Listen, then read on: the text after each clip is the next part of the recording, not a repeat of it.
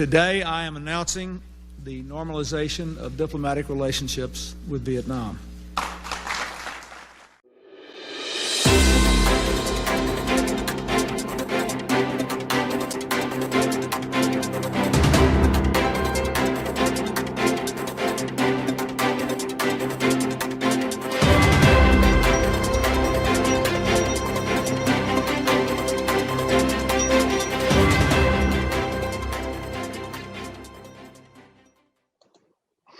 Good morning and good afternoon for all those joining us across many time zones. I'm Bob Guerrier, President of Pacific Forum, and welcome to the inaugural session of the US-Vietnam Indo-Pacific Conversation Series.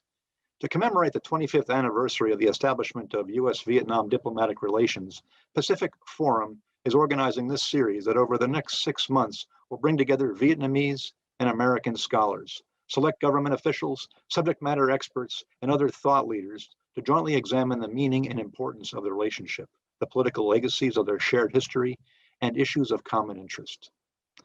Of note, this session will be recorded.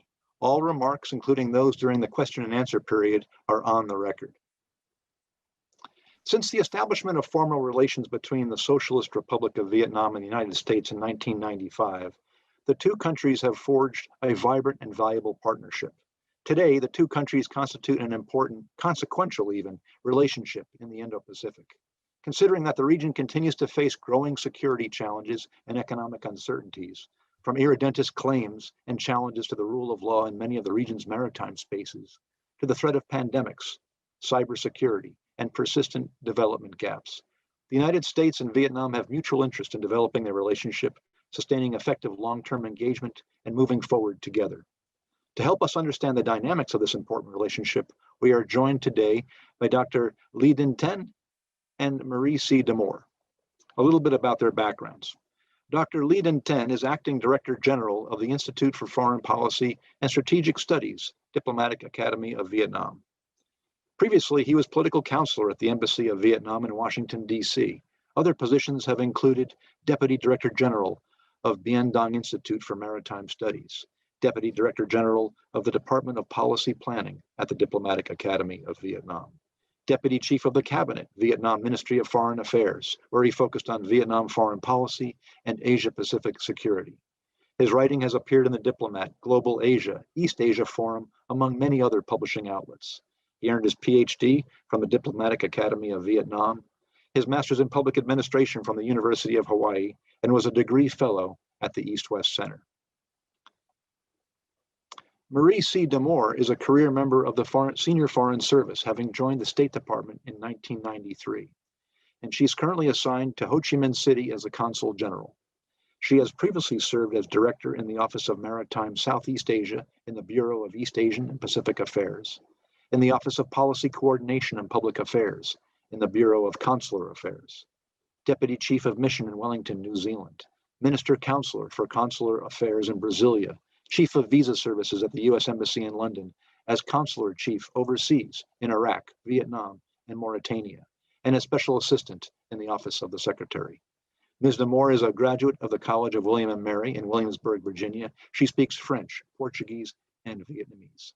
It's a pleasure to have both of you with us today. Thank you so much for taking time. We'll begin with Dr. Thanh, and he'll lead off with his remarks, followed by Consul General Damour. Over to you, Dr. Thanh.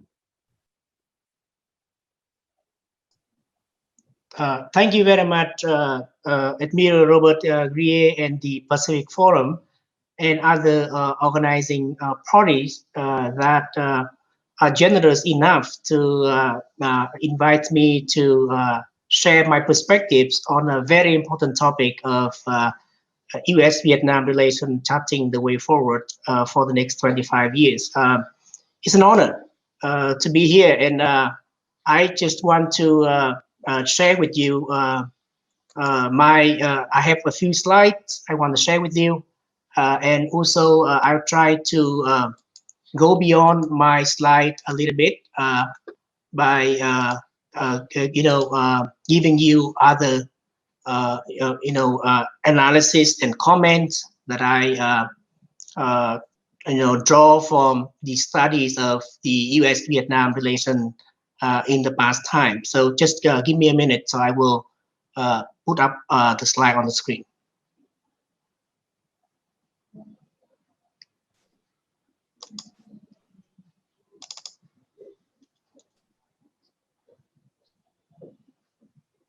Do you see the slides popping up on the screen? Not quite yet. I think you need to open up the presentation, then minimize, and then you'll be able to select. Do you see it? Do you see it now? Not quite Not yet. We're still seeing your files. Yes, sir. Okay, so I will do it again. All right.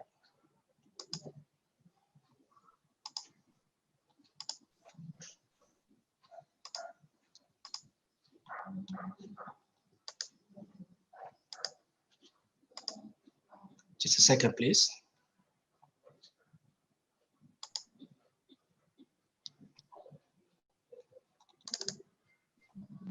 Do you see it now? Now we see it. Yes, thank you very much. Good. Okay, wonderful. So, so again, it's an honor and privilege to be part of the conversation, and I hope all of my American friends and colleagues and all the participants are well and healthy during this challenging time. You know, this is an extraordinary time for Vietnam and many other countries in the world right now. We are in the new normal of everything. Even though we try to stick to the main menu that we've been familiar with, but I think you know, we need to you know, adopt a certain degree of flexibility and responsiveness to make sure that we are fine with what is happening right now in the world and in the region. And also, you know, significantly, this is a year that Vietnam celebrates a lot of meaningful events, milestones, and one of them is the 25th anniversary of US-Vietnam relations. And I have been, you know, participating in a number of events here in Hanoi, organized by the US Embassy, by the Vietnam Friendship Association, Union, and other institutions to reflect and honor these significant milestones in US-Vietnam relations. So you know, this is another event, you know, kindly organized by the Pacific Forum and partners, just to give me that opportunity to reflect on this very consequential relationship. And so I will try to be brief, and I will focus on two main parts in my presentation. Part number one. Dr. Ten, if I could just one moment before you continue, could you sure. expand your slide if it's possible? Right now, part of it's cut off. I want to make sure everyone can follow all of your slide. I make it full screen already. Oh, okay. All righty. Yeah. The bottom's chopped off a little bit. Okay, that's fine. Pardon my interruption. Okay, that's a little bit on the sorry. bottom. Let's see what happened for the next slide.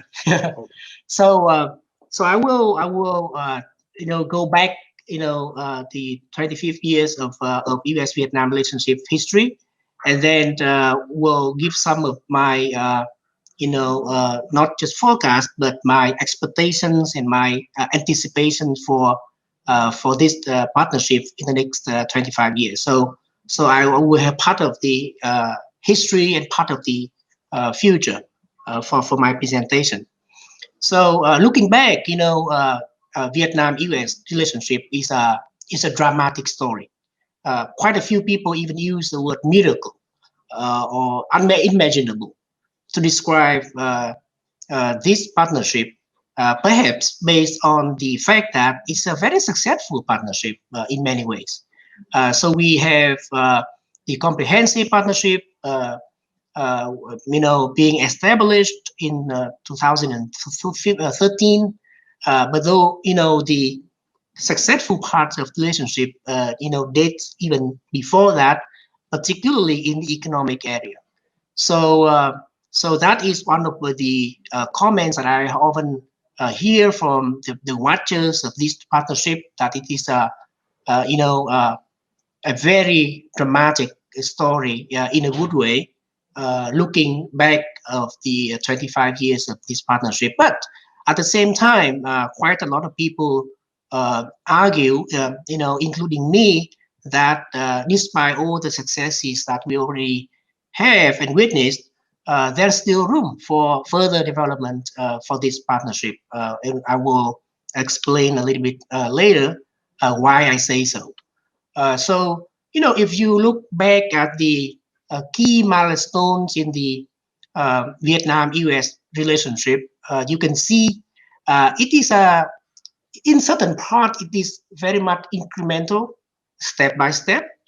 But in other parts of the cooperation, it is really rocketing. And one of the areas I would argue is trade. Statistics has it that trade has increased more than 170 times since the normalization of the relationship. So, I just put up on the screen some of the key milestones in the relationship, but certainly there are many other meaningful events, and depending on what angle you are looking at this relationship. So in terms of economics and trade, from the BTA in 2001 and the TIFA in 2007, and they are still the existing most important argument in terms of trade between Vietnam and US until now, pending a possible FTA between Vietnam and US. We'll talk about that maybe during the discussion, whether that is a possibility and how feasible it is. And Vietnam today is the US 17th largest trading partner. Given the size of the Vietnamese economy, given the challenges that Vietnam faced, 25 years ago, it's a hard thing to imagine, and Vietnam is also become, the largest, the fastest growing market for the US, if I remember correctly. From another angle, the United States is now the 8th largest investor in Vietnam. This number is a little bit controversial because some of the other people argue that the United States might occupy a higher position in terms of investment if indirect investment is included. For example, if we say Samsung is investing in Vietnam, but part of the Samsung money is actually from the US. But in whatever calculation, the US is always in the top 10 of investors in Vietnam in the last 10 years. We also have a large trade volume between the two countries, and even in the COVID time, as far as I know, the trade continued to grow despite the challenges presented by the pandemic. We also have problems in the economic and trade relationship between the US and Vietnam. When I work at the Vietnam Embassy in Washington, D.C., I witnessed some of the discussions on how the two sides can settle the differences in trade and related matters. So we have the question of catfish, shrimp, rubber, steel, and many other specific items in trade exchange that have the friction between the two sides. But I think the good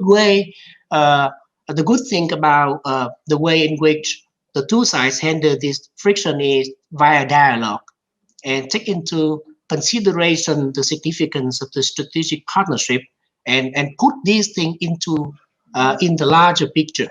So not to get bogged down into the details and because of the detail and spoil the overall positive picture. So that's a good thing.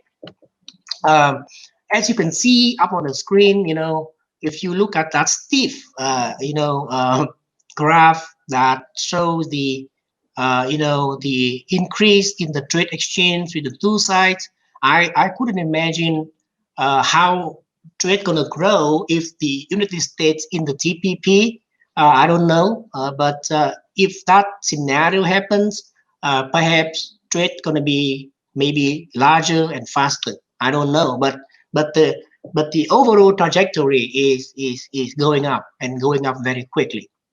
Now, in the areas of political and diplomatic relations, I won't repeat all the visits and exchanges between leaders of the two sides, but in a nutshell, every president from President Clinton until now from the US have visited Vietnam, and President Donald Trump even visited Vietnam twice. And I could say every top leaders of Vietnam, have almost all of them have visited the US since normalization. And between the two countries since 1995, there are 8 joint statements. And I would encourage all of you who are interested in this relationship, go to the documents of these statements, and you know how the relationship has developed over the years and how comprehensive it is in terms of content and the scope of cooperation. Another aspect of the political diplomatic relations between Vietnam and the US is the party-to-party tie. And this is something quite new in the overall comprehensive partnership, but I understand that the efforts have been taken by both Vietnam and the US to step up the cooperation and exchange between the Vietnam Communist Party and the two primary political parties in the US, which is the Republican Party and the Democratic Party. Between Vietnam and the US, my number tells me that there are at least 10 dialogue mechanisms ranging from political, strategic, security to defense, labor, human rights, energy, and many other areas that has the dialogue mechanism to discuss, to exchange information, and to coordinate actions, I would say. So this is a significant number. If I can make a comparison here, between the United States and China, there are more than 100 dialogue mechanisms. I don't know the number now, given the competition between the two, but between Vietnam and the US, we have 10. And I think I trust that the number will continue to increase in the future. So we have a very successful visit to the White House by the CPV Chief General Secretary Chung to see President Obama back in 2015, and then we have President Trump going to Vietnam to attend the APEC and to attend the second US-Korea summit. So we have kind of regular contacts between leaders of the two countries, and that should include the phone calls and letter exchange and between the two. So it's a very dynamic political diplomatic relation. On defense and security, a very important document was reached in 2011, which is called the MOU on advancing bilateral defense relations, and that was almost upgraded, to the 2015 Joint Vision Statement on Defense Relations, and then that was somehow specified by the 2018 Defense Cooperation Plan of Action. So if you look at the defense and security cooperation, you also see the progress between the two sides in terms of the scope and the depth of the defense cooperation and security cooperation in a number of areas, including non-traditional security challenges, namely terrorism, transnational crimes, cybersecurity, just to name just a few.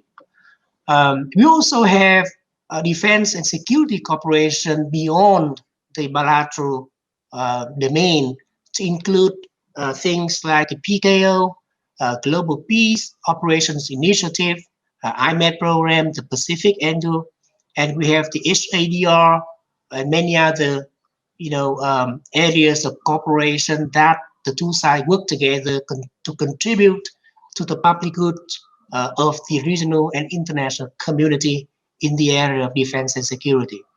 We also have very symbolic but significant exchange of the military delegations, notably the USS Carl Vinson visit to Vietnam in 2018, and the USS Theodore Roosevelt aircraft carrier visit 2020. Those are very highly symbolic, but also substantive, I would say, to build trust between the two sides and a way to deepen defense cooperation. In the area of education and training, I'm going to be very quickly here, but it is one of the most remarkable areas of cooperation between Vietnam and the US. I was, taken by surprise learning that Vietnam even surpassed Canada and Mexico in terms of the student number in the US, and ranked #1 among ASEAN countries in the student number studying in the US. And bear in mind that most of the students from Vietnam to the US, even though some of them have the fellowship and scholarship, the majority of them pay tuition fee. So that is from the perspective of the business of education, I think that's a good thing for the US. But of course, by getting enrolled in high class education institutions, I think the Vietnamese students benefit quite a bit, by being there. And so it's really up to our imagination how we can bring the education and training forward, because Vietnam is such a young population country, and it has a culture of being curious and eager to learn. And I think the United States education and training institutions have a lot to offer. So this is a win-win thing, I would argue. In science technology, in this area has some progress. Maybe some people, I expect somebody tell me more. But from my perspective, I think this is an area that the two sides should work harder and smarter together, because this is a time of science and technology. The fourth industrial revolution is unfolding, and Vietnam is so eager to be part of the of that narrative. And again, the United States is such a powerhouse in science and technology. So I would see a future where the United States and Vietnam could cooperation more on this area. War legacy is another area that I think would tell a lot about the nature of Vietnam-US relation.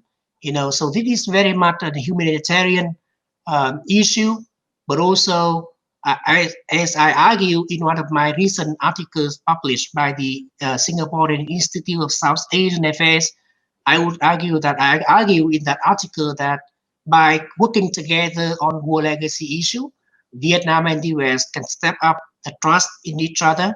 And I think this is a heart-to-heart kind of thing, and from the people to the people kind of thing that really need to be encouraged and taken more seriously by the two sides. I think efforts has been made in the environmental part of that story, but on the human health, I would expect more to come to make sure that the orange victims has the relief that they need.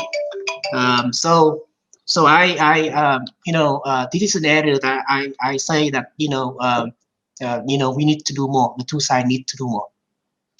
On the East Sea issue, it's a topic of great interest recently by scholars and policymakers, not just between Vietnam and the US, but also regional watchers and regional and international stakeholders in this matter. I can say very briefly that I see the movement by concerning parties in this area toward the side of international law and UNCLOS 1982. The July 17th statement by Secretary Mike Pompeo it generates a lot of interest in the Vietnamese scholarly community because it's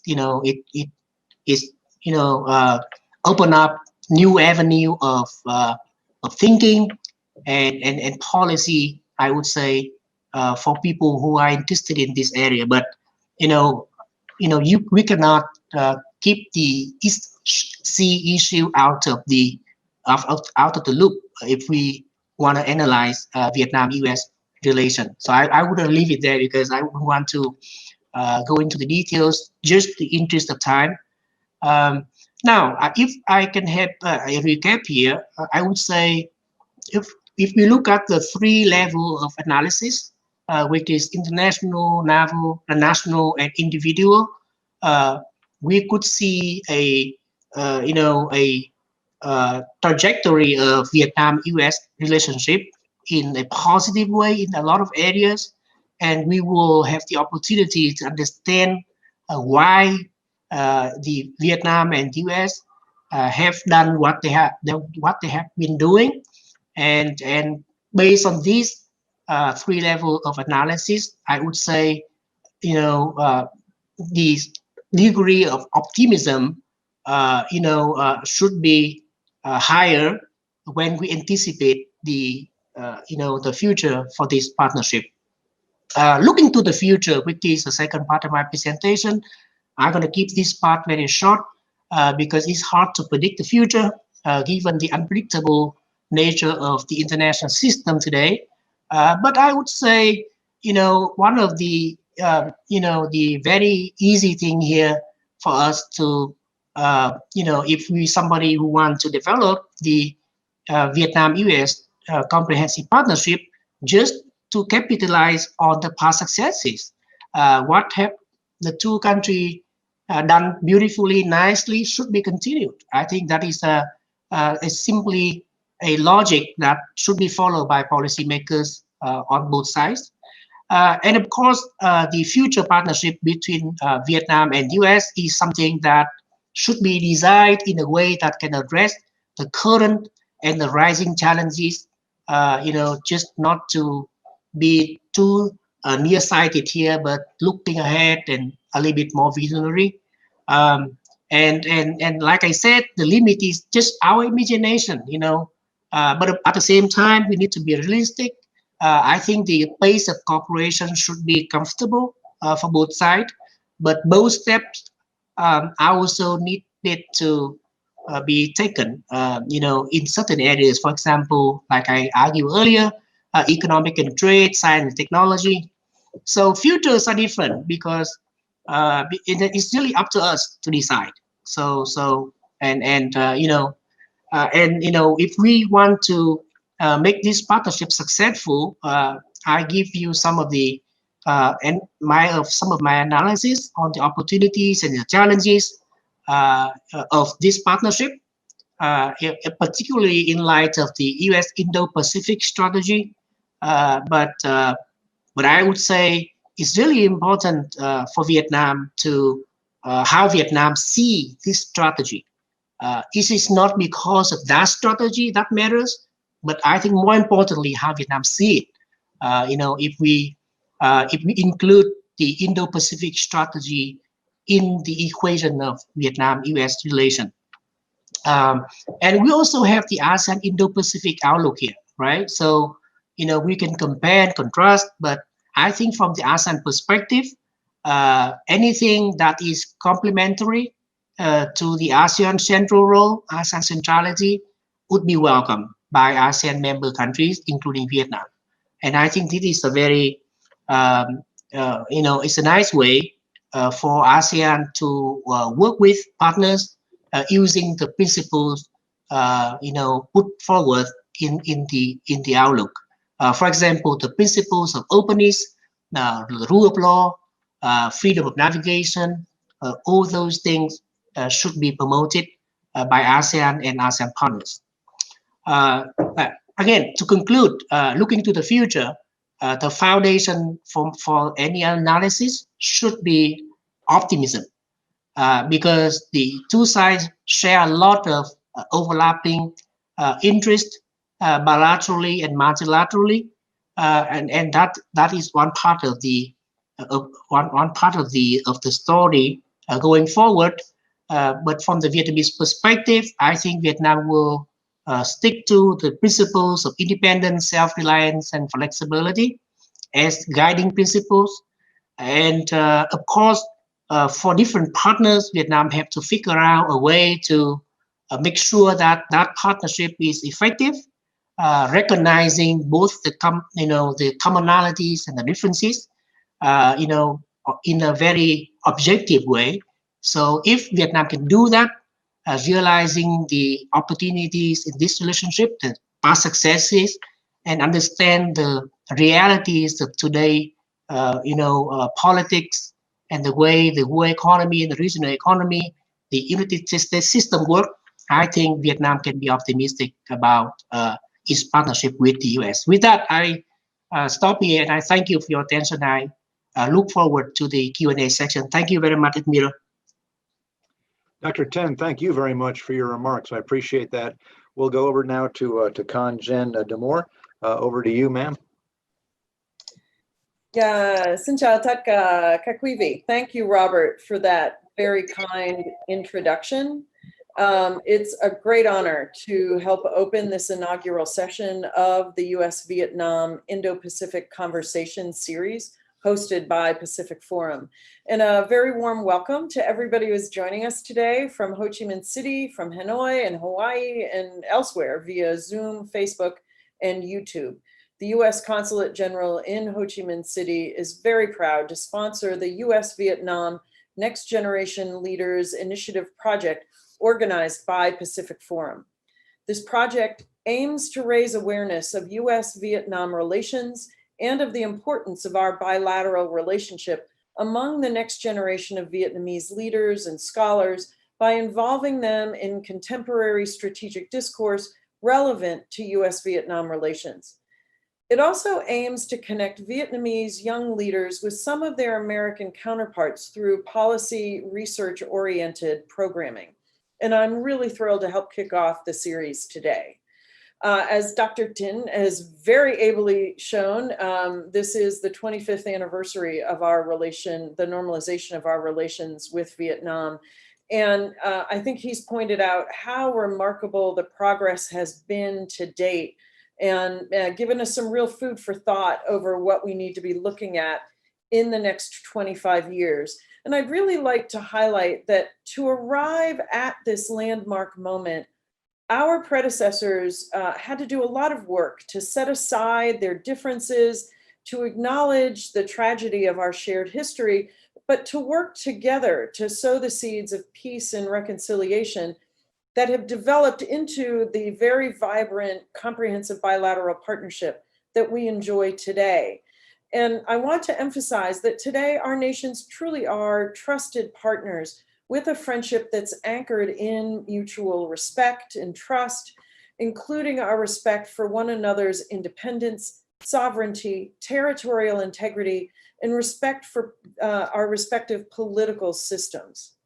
Now, our goal here at the US Mission in Vietnam, both the embassy in Hanoi and the Consulate-General in Ho Chi Minh City, is to support the development of a strong, prosperous, and independent Vietnam.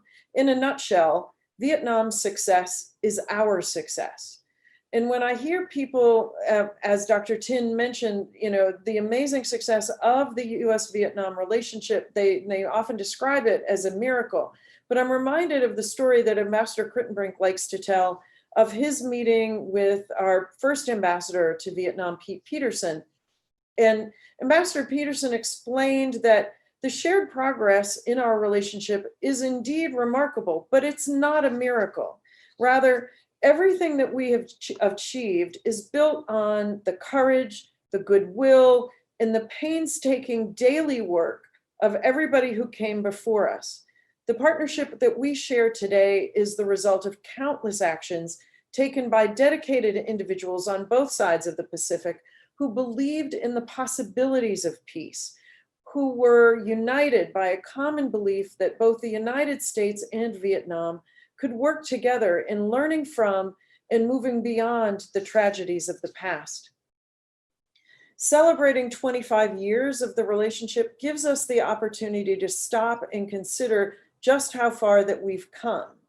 As we saw in the lovely video in 1995, When President Bill Clinton announced the normalization of US diplomatic relations with Vietnam, our two countries basically had zero trade and very limited people-to-people connections. And today we enjoy almost $77 billion in bilateral trade. Our people-to-people ties are stronger than ever. In 1995, I think there were fewer than 60,000 Americans who visited Vietnam in that year. And last year, before all of COVID prevented us from traveling, we had nearly 700,000 Americans travel to Vietnam. In 1995, there were fewer than 800 Vietnamese studying in US institutions. And last year, we had almost 30,000 Vietnamese studying at US schools and universities at all levels of education in the United States. Now, some are only studying virtually right now, but some are there in person, but they will all return to Vietnam and contribute to the country's rapidly developing economy. And I'm really proud of the incredible support from the US government for the Fulbright University of Vietnam right here in Ho Chi Minh City. I think Fulbright University Vietnam embodies the very best of American higher education values, including academic freedom, autonomy, meritocracy, and transparency, joined with the strong educational cultural tradition of Vietnam. And FUV has already attracted some really impressive students who will someday soon make tremendous contributions to Vietnam and to the US-Vietnam relationship. We're also looking forward to welcoming Peace Corps volunteers to Vietnam, probably for the 2022 academic year. In July of this year, the governments of the United States and Vietnam signed an agreement to officially establish a Peace Corps program in Vietnam with a focus on English language education. We are deeply honored and grateful to the people and the government of Vietnam for their willingness to welcome Peace Corps volunteers to their communities and their schools. This program, with its emphasis on cross-cultural exchange and capacity building, is going to benefit the peoples of both of our countries for generations to come.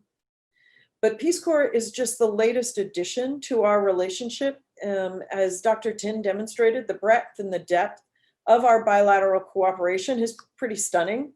We partner on everything from security to trade, education, to handling the legacies of war, to energy, health, transnational crime, and much more. To all of our Vietnamese friends, we would like to state that while we're all facing a great many challenges due to the COVID-19 pandemic, this is also a time of hope and renewal, which I believe makes this an appropriate time to celebrate the 25 years we have shared. After all, that reestablishment of relationships was based on hope and belief in renewal. We all recognize the extraordinary job that Vietnam has done controlling COVID, possibly the best in the world to date, and we're very proud to have been your partner in that effort. The United States has contributed over $13 million to support Vietnam's fight against COVID-19 and contribute to its economic recovery, as well as the recent donation of 100 ventilators for at-risk patients. At the same time, we've been very deeply moved as the government of Vietnam, private citizens, businesses, and other organizations have donated millions of masks and other protective equipment to help America in our fight against COVID-19. Those donations have saved American lives, and for that, we will be eternally grateful. From the activities that started 30 years ago to assist peoples with disabilities, to our current efforts to prevent and control COVID-19, together we have improved the lives of countless Vietnamese citizens. Over the past 20 years, the United States has invested almost $2 billion in assistance for Vietnam, including almost $1 million for assistance in the healthcare related field. And I am confident that US-Vietnam cooperation on health will remain a bright spot in our bilateral relationship. The United States also enthusiastically supported Vietnam as it has really taken over positions of global leadership this year, whether it's Vietnam's term on the UN Security Council, to its really skillful chairing of the ASEAN year this year at a really pivotal time in that organization's history. If you look back over the last 25 years, the example of our reconciliation as nations, I think really serves as a profound example and lesson to the rest of the world of what can be achieved when we set aside our differences and move forward as trusted partners instead of as foes. Yet I think it's also important to recognize that our work's not done. There is a great deal that we can still do together in the future. And I agree with Dr. Tin. I think we should be incredibly optimistic about what we can achieve in the year ahead as our partnership only continues to strengthen.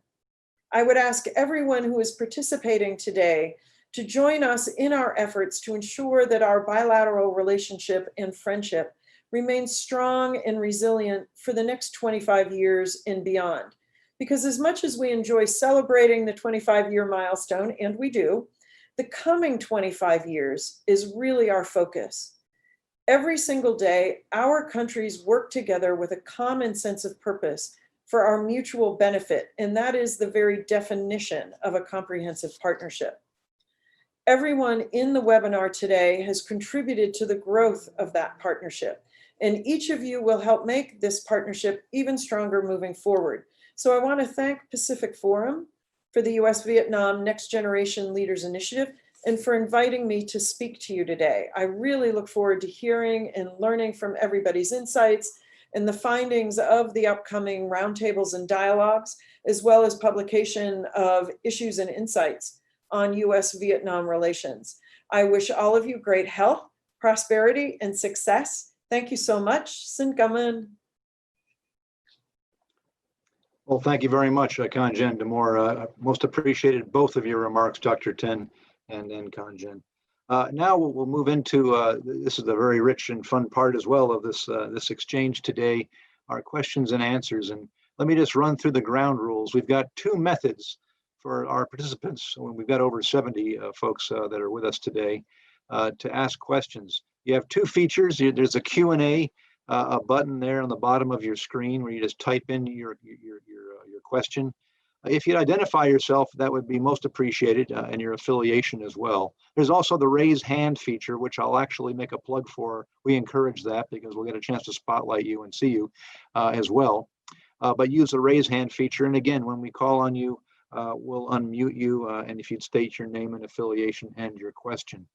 Now, as moderator, I get to lead off with a couple of questions of my own just to help prime the pump here. So let me, and I'll ask them both in sequence to Dr. Tin and also to Kanjen Damour. You both mentioned several areas in the relationship over the last 25 years and various ideas for how we should proceed. What areas do you think are most ripe, are most ready for both US and Vietnam to focus on initially? You mentioned several, but what I'm asking in this question is, are there any areas that are more ripe than others that you would tackle first in the queue, so to speak? And this is as pertains to both stability and security in the region, but also to our relationship writ large. Dr. Tin, you first, please.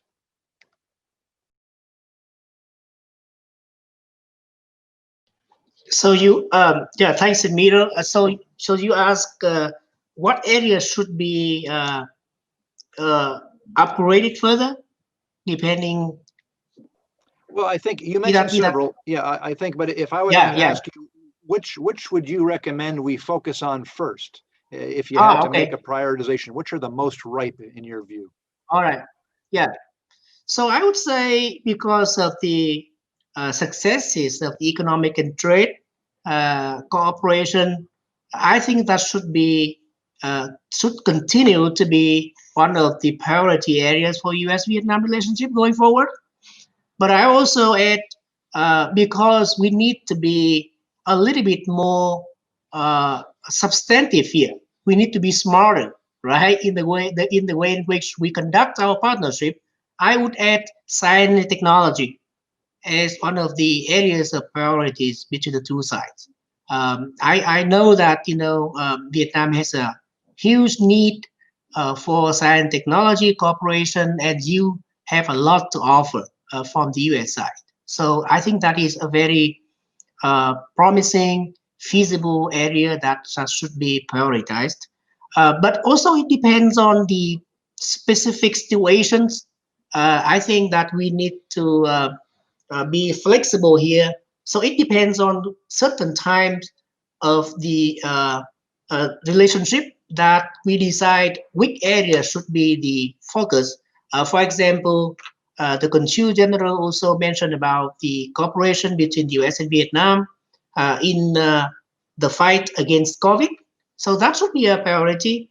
And fighting COVID is not just in the aspect of health, but also in the domain of economic recovery. So it really depends. It's time sensitive here if we talk about priorities. But I think over the long run, those are the solid foundation for the partnership.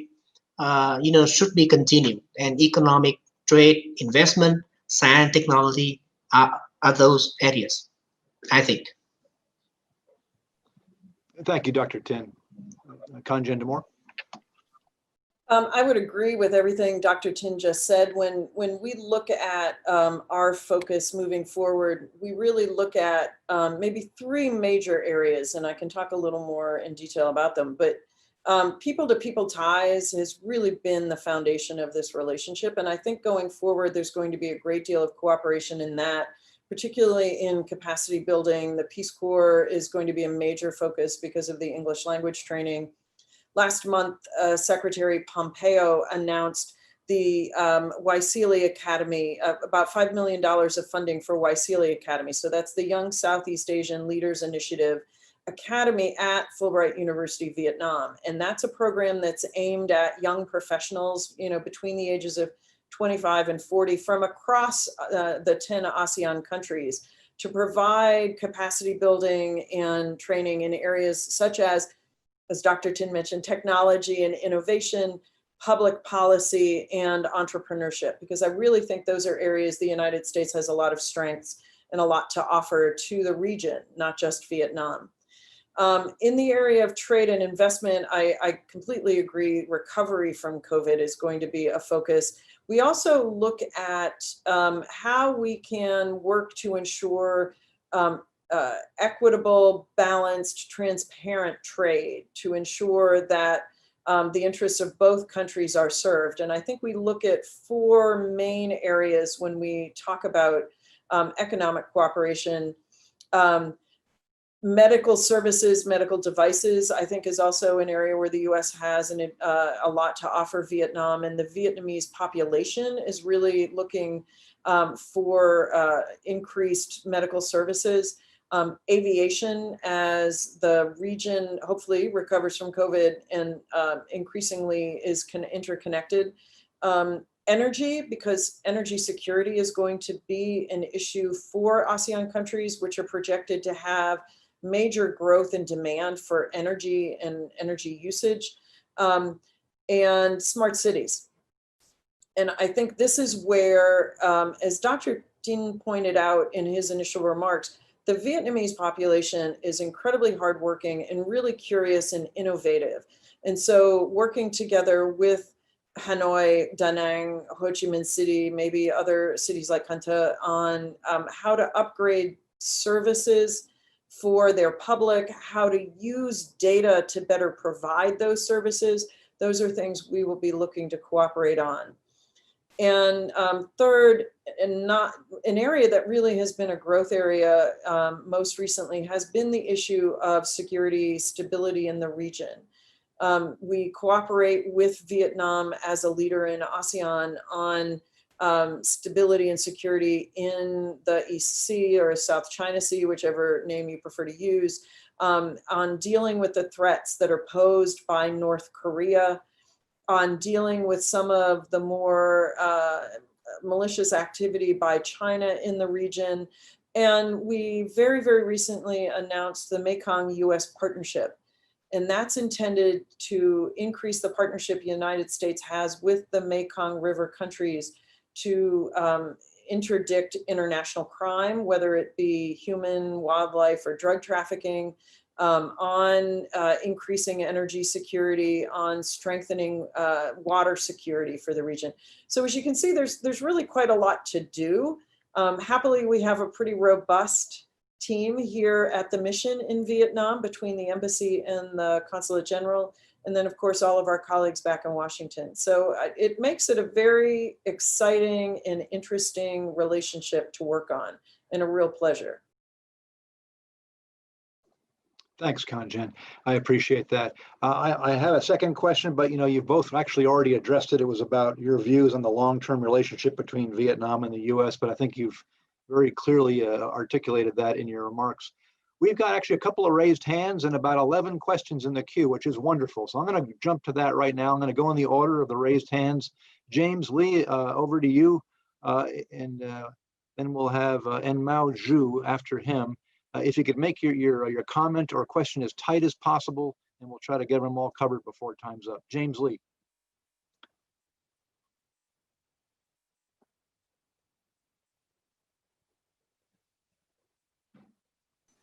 Hello, can you hear us? Can you hear me?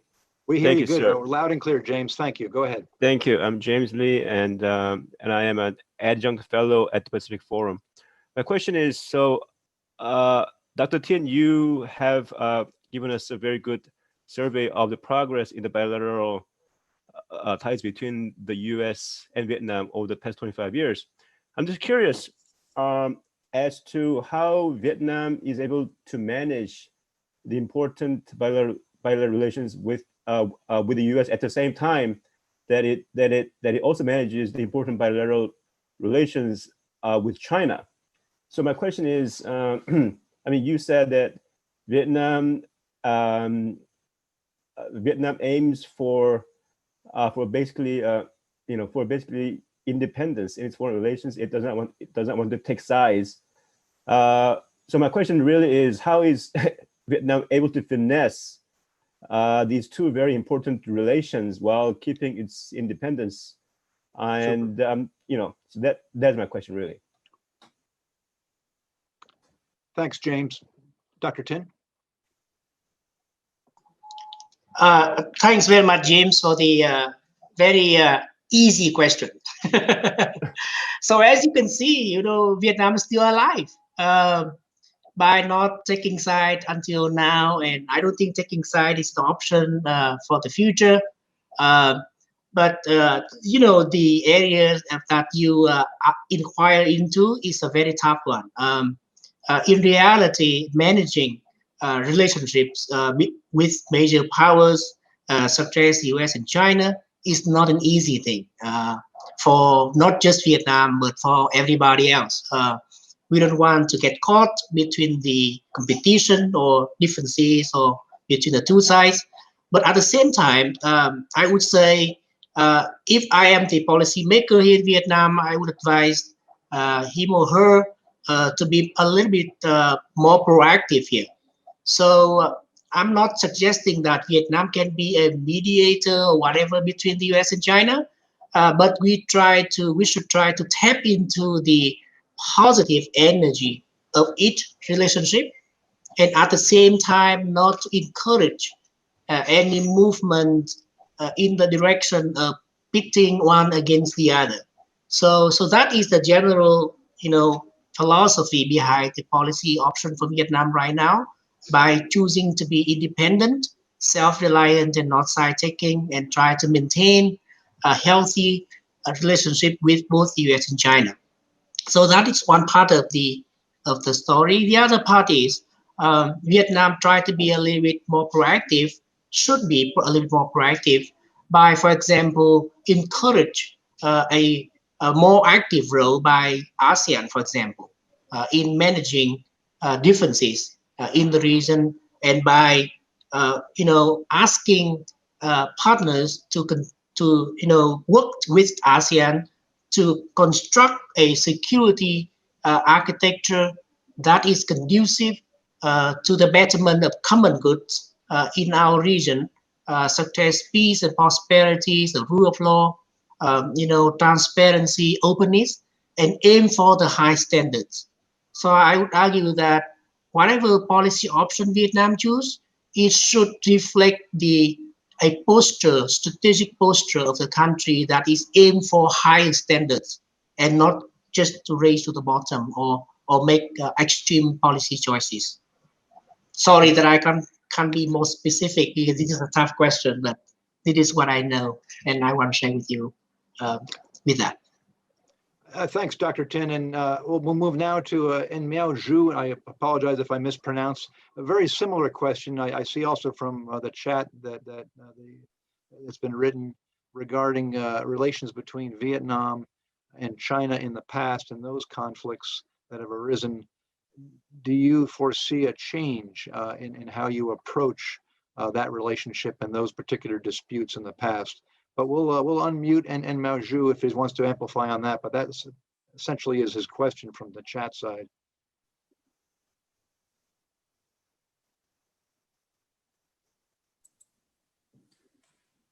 Hello, I'm En Miao Zhu, a Chinese visiting scholar in UCSD. During Second Vietnam War of 1955 to 1975, with the help of China and the Soviet Union, the North Vietnam defeated the South and the American Army and got unification of all territory of Vietnam. With the split between Sino, the Soviet Union during war, Vietnam leaned towards the Soviet Union, the #1 power of the Socialist Ally, challenged China, invaded Cambodia, China's ally then. After China's transition to US, which was regarded the betrayal of communism, the dispute between Sino-Vietnam became more serious and caused the War of Sino-Vietnamese breakout on February 17, 1979, during which a large amount of blood and treasures are lost for both sides. Now the Vietnam is getting close ties with the United States, the hegemon of the world. The present scene seems the same as half century ago, except the old brother changing to US from the Soviet Union. My question are to Dr. Lee, Dr. Chen. Under the circumstances of US vigorous pushing Indo-Pacific strategy and many conflicts between Vietnam and China still existing, for example, the island dispute in China's South Sea, we are deeply about whether or not Vietnam will take the same policy towards China as General Secretary Leader One did then. If not, what is it? Thank you.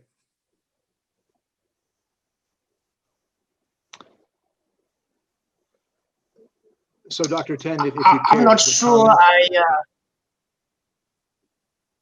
I'm not sure I hear you your question clearly, but the if whatever I hear tell me that yeah, historical lessons are something that should be taken seriously by small countries like Vietnam in its encountering with bigger countries.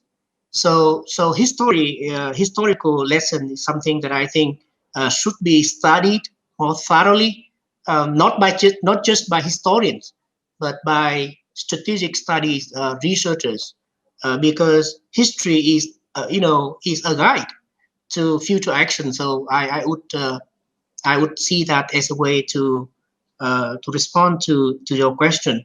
More specifically, like I said earlier, I don't think Vietnam is looking for any extreme or radical policy repositioning, realignment strategically, because the fact is the policy of independence, self-reliance, diversification, and multilateralization of international relations work very nicely for Vietnam. And that policy is actually supported by a lot of partners and friends in the region. And to be independent and self-reliant doesn't mean that Vietnam is not supporting international cooperation and international integration. as you can see on the role that Vietnam played in ASEAN, and Vietnam bid for the UNSC seat twice in the last 10 years. So those are the examples of, the fact that you work with international partners doesn't mean that you are losing your independence. So those are not mutually exclusive policy choices, as long as the parameter is not to go to extreme to a certain side. So that is the second part of my response to you. And thirdly, like I mentioned earlier, both the US and China are very important strategic, very important partners for Vietnam. By name and by substance, by history, by the areas of cooperation, and at the same time, because we are living in a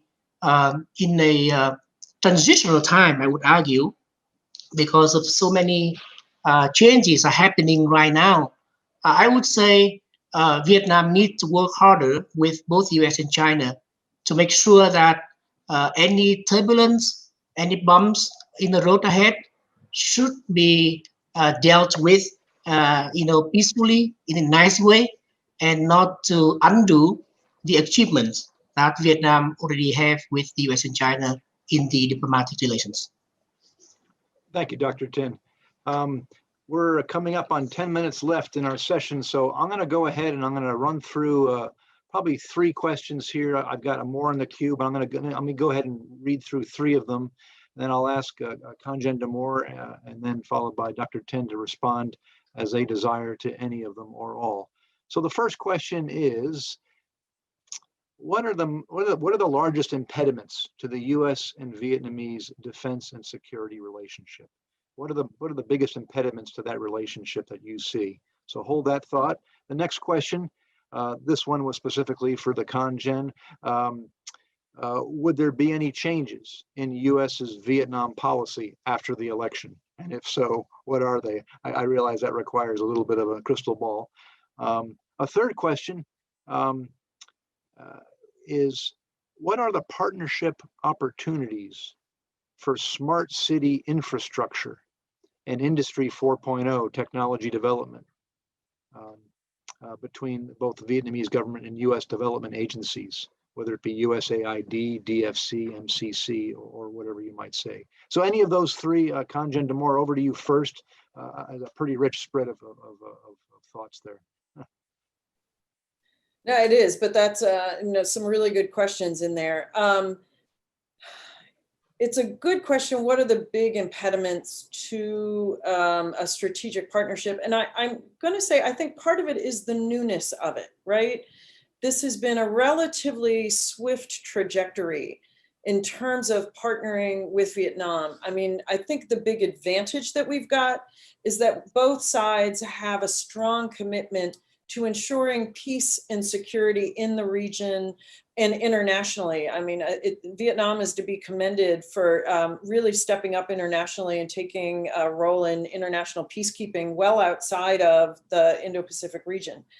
But I think the newness of we're still building that strategic trust between both countries. We're still building the familiarity with the institutions, right? And that's not to be underestimated. The need to learn to communicate with each other effectively, accurately.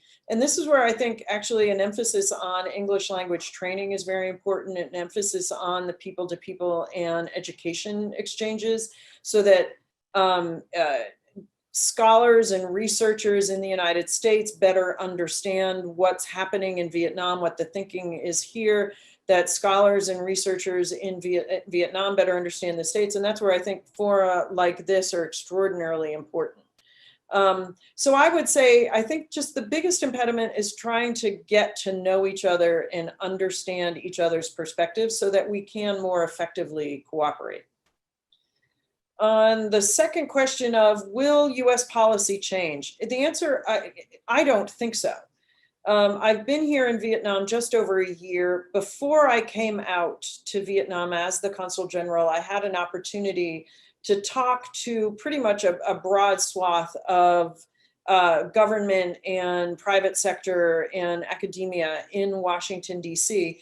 And it's really hard to overemphasize the amount of enthusiasm that there is in Washington for Vietnam right now. And so I think regardless of which side of the aisle members of Congress sit on, regardless of who occupies the White House at any given time, I think there's a real strong sense of agreement on what our relationship with Vietnam should be. So it may just be, you know, a matter of emphasis on different programs based on the interests of those who are in Congress or the White House.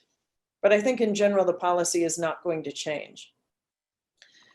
In terms of the last question, opportunities for cooperation in smart cities, I think that's probably a pretty well-informed person if they were mentioning the Development Finance Corporation, USAID programs. We have several programs that are involved in that field. We just announced, I think we signed it last month, an agreement between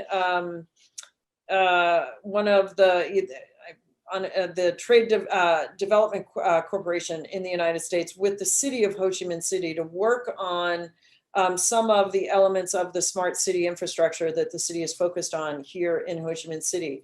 The training that's going to take place under the Waisili Academy, I think, is another area. And then we cannot discount, it's not government focused, but there is an immense amount of exchange between education institutions, the university system here in Vietnam, and universities and think tanks in the United States. And so I really think those are areas where we have a lot to offer each other to address some of these real challenges that modernity has brought to us. I think I will stop there. Super. Thank you so much, Conjen Damour. Dr. Tin, would you care to comment on any of those three? Actually, the elections, obviously, it sounds from a U.S. perspective, and I, by the way, share Conjen's view that there's broad consensus on the goodness of this relationship. But on the other questions regarding impediments and the smart city initiatives, any comments you have on that? Thanks, Emilio. I won't skip the smart. I will skip the smart city because I don't have any insights in that story. But you know, smart city is now becoming a trendy thing in Vietnam and in South Asia. So you know, I trust that there would be some interest there. Now, on the question of the impediment to the strategic partnership between Vietnam and the US, well, some people already argue that Vietnam-US is a comprehensive partnership of strategic nature. You know, so they argue that, you know, for a long time now. So for those people, they wouldn't see any impediments to the strategic partnership with the two countries. But from my perspective, I agree with the Consul-General that, you know, mutual understanding is very significant here. You know, it's not just a matter of name and whatever name we give it to it, but more importantly, how we make, you know, sense of this partnership from the perspective of mutual benefit, mutual respect, you know, for both the US and Vietnam. So I think mutual understanding is significant, and at the same time, to be strategic also means that partnership has to be substantive. So it should have some elements of, you know, substance, deep substance. You know, it depending on what kind of areas that you focus on. So those are the things that, and we mentioned earlier that there are certain areas that we can work harder and more, right? So that might be another leeway there for the two countries to move forward. You know, other than that, I don't see any other impediments. You know, if you know, please tell me and share with us. On the second question, I'm going to be very quick here on the US election. So we had a discussion with the East-West Center the other day that luckily, you know, and you know, US-Vietnam relation has a bipartisan support from day one, right? So this partnership enjoy partisan support from day one, unlike some other, you know, relationship that the United States has with the rest of the world. So that is a very important foundation for us to be optimistic about this partnership after the election. And more importantly, I think it also needs to work on both for diplomats, both in Hanoi and Ho Chi Minh City and Washington DC and other places in the US, just to make sure that we don't have any surprise because of whatever reason. So we are not resting on our laurel here. So we need to work harder to make sure that the partnership is continued and there will be a seamless transition from one administration to the other. So I would say, we have the foundation for optimism, but at the same time, we need to be on guard and make sure that we need to do the right thing, given the unpredictability of everything in the world right now. Thank you, Dr. Tin. Looking at the clock, we've got time for one last question, and I'll pose this to both of you. We'll go with the Congen Damour first. And the question is regards to, as you look ahead in the next 25 years of the relationship, how can both the US and Vietnam use the regional forums, whether it be the ASEAN Regional Forum or the East Asia Summit? How can both US and Vietnam use those forums better, areas for improvement? Any comments on that? Congen Damour, you first. Well, that's a good question. I honestly wish I had a deeply insightful answer for it. I think one of the things that we can do is focus on those areas where our interests align. And I think here, particularly in terms of ASEAN, supporting ASEAN centrality, supporting the further development of ASEAN mechanisms, such as related to the trade mechanisms that ASEAN is going in, working in areas like APEC. There's a lot of attention in APEC on business, on trade, on transnational travel. And those are areas where I think our countries work together quite well because our interests align quite well. And what the objective is to, at all times, try to reinforce those connecting institutions in the Indo-Pacific that are going to support peace and security for every nation in the Indo-Pacific. And I genuinely believe the United States and Vietnam take a similar view of the utility and the importance of building those institutions in the same way we saw the multilateral system, particularly in Europe, built after World War II. Those are the things that enable peace and security to reign in a region. And I really think ASEAN should be commended for 50 years, taking 10 wildly disparate countries and working through a lot of issues that have arisen as they do amongst countries over the course of 5 decades. So I completely agree. We need to be effective in using those institutions. I wish I had a more detailed response for the questioner, because now I'm going to have to take that question and go think about it some more. Thank you. Oh, thank you, Congen. Dr. Tin, you had the last word on this question. Again, the role of ASEAN Regional Forum, East Asia Summit, how US and Vietnam can maximize those vehicles. So our region doesn't have an overarching security arrangement. Okay, we don't have it. So the ASEAN Regional Forum and the East Asia Summit, in my view, provide very important avenues for regional stakeholders to come together and build a regional architecture that is, working for everybody. So I would argue that these ASEAN-led institutions are helpful. And believe it or not, the existence and development of ASEAN in the last 5-6 decades is an outstanding story already. And that, that proves that ASEAN has the vitality, as an organization going forward. And these, forums or summits are vivid examples of that vitality. Now, the next thing I would say is ASEAN has been a very good convener, okay? But, to make ASEAN more relevant, more helpful in that direction, I think ASEAN has to be a little bit more transformative, a little bit more proactive in proposing ideas and, deliverable, doable agenda for all the stakeholders to work together. It's one of the specific example is maybe the TAC, the Treaty of Amity and Cooperation, might serve as a starting point for the region to discuss about having like a regional charter, like mimicking the UN Charter here, starting with the TAC. So those are the things that ASEAN is very familiar with, and ASEAN is ready to work with partners to make sure that those things can be translated into reality by capitalizing on the existing institutions. Well, thank you very much, Dr. Tin. And my thanks, we're out of time now, but my thanks to both speakers for taking the time out of your busy day. Consul-General Damour, Dr. Tin, thank you so much for your insights on this truly important and consequential relationship in the Indo-Pacific.